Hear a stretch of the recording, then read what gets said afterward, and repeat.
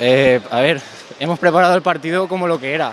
Era una final para nosotros, porque ellos van segundos, terceros en Liga. Hemos estado toda la semana preparándonos y al final pues el resultado se ha visto. Y gracias también a estos, al público que nos ha animado como nunca y poco más. Hemos sacado todo lo que teníamos hoy.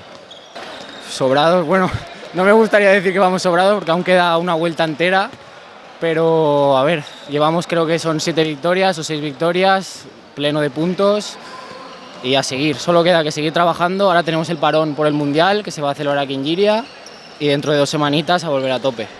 Sí, bueno, es un partido que sabíamos que era de los difíciles, de los 3 de arriba.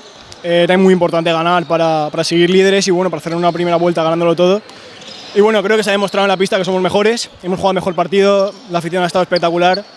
Y bueno, personalmente estoy muy contento porque bueno, después de una mala racha he podido volver a jugar bien, pero sobre todo por el equipo porque se ha demostrado que somos mejores y bueno, ahora la segunda vuelta hay que arrasar de nuevo. Sí, bueno, sí que la verdad que mi compañero Hicham estaba jugando muy bien últimamente. Y bueno, durante la semana estábamos entrenándolo y tal, y he tenido la suerte de poder ayudar al equipo y bueno, me ha salido un buen partido igual que a veces sea él, pero bueno, es importante que bueno, también somos 2 amigos, nos llevamos bien y es muy importante el ambiente que hay también en la portería. Sí, la verdad es que estoy contentísimo, muy orgulloso del equipo, porque además es que hoy, aparte que nos jugábamos una de las 2 plazas para la siguiente fase contra el Torrent precisamente, teníamos 2 bajas importantísimas hoy, la del máximo goleador y del juvenil que, en fin, que va como una moto también. Y entonces yo tenía un poquito de miedo para ver si el equipo respondía y ha respondido a la perfección, vamos.